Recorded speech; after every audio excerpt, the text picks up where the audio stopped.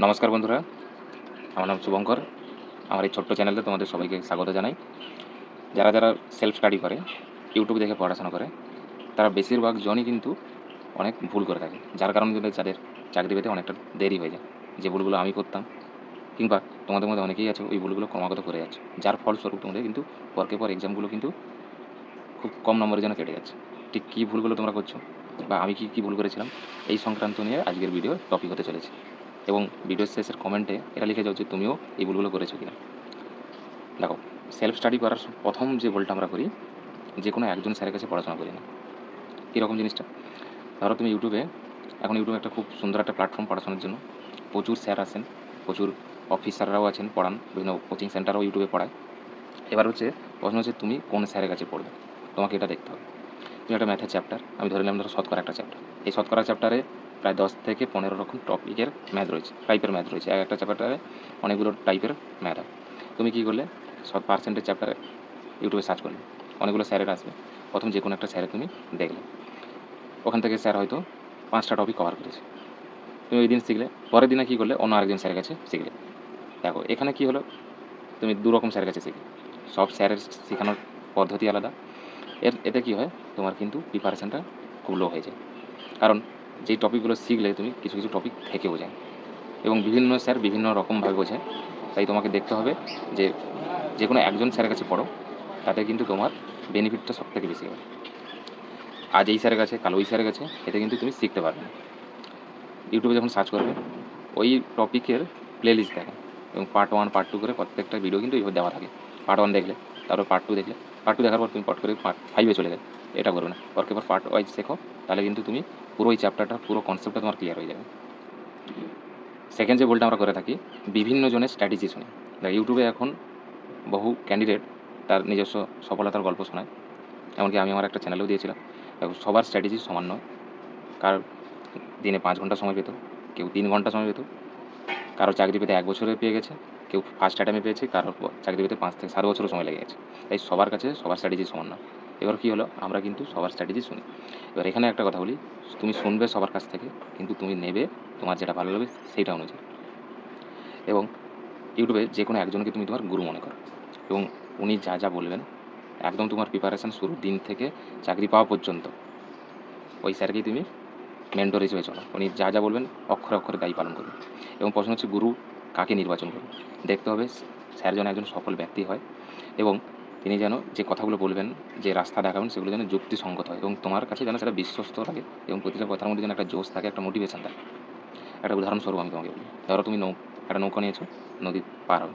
তুমি ইউটিউবে সার্চ করলে যে নদী কীভাবে পার হতে হয়, অসংখ্য ভিডিও তোমার সামনে চলে আসবে।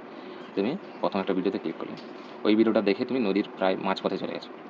এবার ওই ভিডিওটা দেখতে দেখতে ভিডিওর নিচের দিকে আর একটা ভিডিও হলো, যেখানে থাম্বনেলে খুব একটা সুন্দর করে লেখা আছে, নদী পার খুব কম সময় হতে হলে এই ভিডিওটা অবশ্যই দেখতে হবে। তুমি কী করলে, ওই ভিডিওটা ক্লিক করলে, ওখানে আরেকজন মানুষ আরেক রকমভাবে বলেছে। তুমি গেলে ওই ভিডিও অনুযায়ী আবার তার মত অনুসারে তুমি নদী পার হতে শুরু করলে। পৌঁছাবে এমনটা নয়, কিন্তু সময়টা সাপেক্ষ হয়ে যায়। পৌঁছে যখন গিয়ে দেখলে, প্রথম যে ভিডিওটা দেখছিলে সেই অনুযায়ী যদি তুমি যেতে, সেক্ষেত্রে তোমার 3 ঘন্টায় পৌঁছে যেতে, কিন্তু পরের ভিডিওটা দেখার জন্য তোমার লেগে গেল 5 ঘন্টা সময়। এটা কী হলো, তোমার সময়টা নষ্ট হলো। ঠিক এই একই ভুলের জন্য কেউ ফার্স্ট অ্যাটেম্পে চাকরি পেয়ে যায়, কারোর 4 থেকে 5 বছর সময় লেগে যায়। তাই এখানে একটাই জিনিস আমার বলার, তাই সবাইকে ফলো করার দরকার নেই, যে কোনো একজন স্যারকে ফলো করে এগিয়ে চলো, দেখবে তোমার সাফল্য খুব কম সময়ের মধ্যে এসে যাবে। এরপরে যে ভুলটা আমরা করে থাকি, যে প্রচুর সংখ্যক স্টাডি ম্যাটেরিয়াল বই কিনে ফেলি। এখন ইউটিউবে প্রচুর গাদা গাদা বইয়ের রিভিউ আছে। প্রিপারেশান শুরুর সময় অনেকেই এই ভুলটা করে থাকি আমরা, যেমন আমিও প্রচণ্ড ভুল করেছি, প্রচুর সংখ্যক বই কিনে ফেলেছি। ধরো তুমি কোনো একজন ক্যান্ডিডেটের মুখে শুনলে যে সুবির দাসের বইটা ফলো করেছে, ম্যাথে 25টা ম্যাথই সে করে এসেছে পরীক্ষাতে এবং প্রত্যেকটা কোশ্চেন কিন্তু কমন পাওয়া যায়। তুমি তার কথা শুনে সুবির দাস স্যারের বইটা কিনলে, বইটা কিনেই কিন্তু তুমি প্রিপারেশান শুরু করে দিলে। প্রিপারেশান চলাকালীন মাস খানেক পর তুমি ইউটিউবে আবার একজন দেখলে যে আরেকজন ছেলে বলছে রাকেশ যাদব স্যারের বইটা খুব ভালো, সেখান থেকে নাকি সে 25-এ 25 কমন পেয়েছে। তার কথা শুনে, এখানে কিন্তু সাইকোলজি ভীষণভাবে কাজ করে। তুমি কী করলে, তার কথা শুনে রাকেশ যাদব স্যারের বইটাও কিনলে। বইটা যেহেতু অ্যাডভান্স লেভেলের ইংলিশ ভার্সন, তোমার বেসিকটাই ক্লিয়ার হয়নি, তুমি কী হলে রাকেশ যাদব স্যারের ম্যাথ বইটা কিনে শুরু করে দিই। প্রথম যে কোনো বই বাড়িতে আনলে পড়তে খুব ভালো লাগে, কিন্তু কিছুদিন চলে যাওয়ার পর ওই বইগুলো কিন্তু আর থেকে যায়, আর খোলা হয়ে ওঠে না। এই একই ভুলটা আমিও করেছিলাম। আমি যখন WSS এবং মিসলেনিয়াসের জন্য প্রিপারেশন চালু করি, ইউটিউবে ঠিক তোমাদের মতো আমিও সার্চ করেছিলাম, বহু বইয়ের রিভিউ আছে, এই একই ভুলের জন্য আমিও প্রচুর ইংরেজি ভার্সন বইগুলো কিনে নিয়েছি, যেগুলো প্রথমে যেমন ইতিহাসের পুনম দালাল দাইহা, ইকোনমি যেন রমেশচন্দ্র, পলিজন এম লক্ষ্মীকান্ত, বইগুলো তো কিনে নিয়েছি অনেকগুলো টাকা দিয়ে। কিন্তু প্রথম কিছুদিন পড়েছিলাম, তারপর কিছুই বুঝতে পারিনি, বইগুলো এখনও পর্যন্ত সে থেকেই গেছে। এটা কী হলো, তোমার সময়ও নষ্ট হলো, টাকাও খরচ হলো, প্রিপারেশনটাও তোমার ডাউন হয়ে গেল, কিন্তু কিছুই বুঝতে পারবে না। শুধুমাত্র পড়েছি ওই পলিটির এম লক্ষ্মীকান্ত, বাকি দুটো বই আমার পড়েই থেকে গেছে, এখন আর একদমই খুলি না। তাই স্টাডি ম্যাটেরিয়ালস কম করো, বই খুব কমই কিনো, যে বইটাই কিনবে সেটাকে বারবার করে রিভিশন দাও। একটা বই কিনো, বারবার সেটা পড়ো, বহু বই কেনার কোনো দরকার নেই। 4 নম্বর যে ভুলটা আমরা করে থাকি, চাকরির পরীক্ষাগুলোতে না আমরা নিজেদের অবস্থান বুঝতে পারি না, যে আমরা কোন অবস্থানে আছি, যে আর কতটা প্রিপারেশন নিলে আমরা চাকরিটি পেয়ে যাবো। ঠিক এই জন্য আমরা একটা দুটো পরীক্ষা ফেল হওয়ার পর থেকে কিন্তু আমরা হাল ছেড়ে দিই। হয়তো এমনও পরিস্থিতি এসেছে যাতে তুমি আর একটু এগিয়ে গেলে তোমার চাকরি ঠিক হয়ে যেত, কিন্তু সেই মুহূর্তে আমরা হাল ছেড়ে দিই। এবার প্রশ্ন হচ্ছে যে আমরা কীভাবে নিজেদের অবস্থানটা বুঝতে পারবো, যে কতখানি আর বাকি আছে আমাদের। যেমন একটা উদাহরণস্বরূপ আমি বলি, ধরো তুমি দৌড় প্র্যাকটিস করছো, 1600 মিটার দৌড় টাইম ধরে করছো, প্রথম দিন তোমার 8 মিনিট সময় লাগলো, পরের দিন সময় লাগলো 7.5 মিনিট, পরের দিন সময় লাগলো 7 মিনিট, পরের দিন সময় লাগলো 6.5 মিনিট। ঠিক এইভাবে যদি তুমি চলতে থাকে, তাহলে এটা কী হলো তোমার, তুমি বুঝতে পারছো যে আমার পরে সময় কমে আসছে। তাহলে এতে তোমার মধ্যে একটা আত্মবিশ্বাস হচ্ছে যে পরে আজ 6.5 মিনিট সময় লেগেছে, কাল আমি এটাকে 6.5 মিনিটের কম সময় আনবো। কেননা তুমি বুঝতে পারছো তোমার বর্তমান পরিস্থিতি, বর্তমান অবস্থা তুমি তার নিজের উপলব্ধি করতে পারছো। ঠিক চাকরির পরীক্ষাগুলোতে কিন্তু আমরা বুঝতে পারিনি আমাদের প্রিপারেশন কত দূর হয়েছে। এটা একমাত্র বোঝা বা মাপকাঠি হচ্ছে মক টেস্ট। যত পরিমাণ মক টেস্ট দেবে ততই তুমি নিজেকে যাচাই করতে হবে। মক টেস্ট কীভাবে দেবে, মক টেস্ট কীভাবে অ্যানালাইসিস করতে হয়, এই সংক্রান্ত একটা ভিডিও আমি আমার চ্যানেলে দিয়েছি, পারলে ওটা দেখতে পারো। মক টেস্ট দিলে একটাই বেনিফিট হবে, তোমার প্র্যাকটিস তো খুব বাড়বে, তোমার হাতের স্পিডও বাড়বে, কত করে নাম্বার পাচ্ছে বুঝতে পারবে। ধরো একটা মক টেস্টের পর তোমার নাম্বার বাড়ছে, এর ফলে কী হবে, তোমার মধ্যে একটা আত্মবিশ্বাস বাড়বে, কনফিডেন্স বাড়বে যে আমি প্রিপারেশন খুব ভালো লেভেলে আছে, যেই এক্সাম হোক না কেন আমি সুন্দরভাবে পাস করে যাবো। কিন্তু মক টেস্ট যখন একটা নাম্বার গিয়ে স্থগিত হয়ে যায় কিংবা নাম্বার ডিক্রিজ করতে থাকে, এর মানে হচ্ছে তোমার প্রিপারেশন একদমই হয়ে ওঠেনি। আগে সিলেবাস কমপ্লিট করো, তারপরে মক টেস্ট দেবে। এই ভুলটা কিন্তু একদম করা যাবে না। এখানে আরেকটা কথা বলে রাখি, দেখবে যাদের প্রিপারেশান কিন্তু প্রথমের দিকে যেগুলো থাকে না ভালো, এক্সাম দিয়ে কিন্তু পরীক্ষায় সে সাকসেসফুলি করতে পারছে না। কিন্তু প্রিপারেশানটা যখন একটা লেভেলে পৌঁছে যায়, দেখবে যতই পরীক্ষা দেবো না কেন, যাই পরীক্ষা দেবো না, কিন্তু সে সুন্দরভাবে পাস করে যায়। এই জন্য একটা ক্যান্ডিডেট 4 থেকে 5টা চাকরি পায়, আর একজন ক্যান্ডিডেট একটাও চাকরি পরীক্ষা পাস করতে পারে না।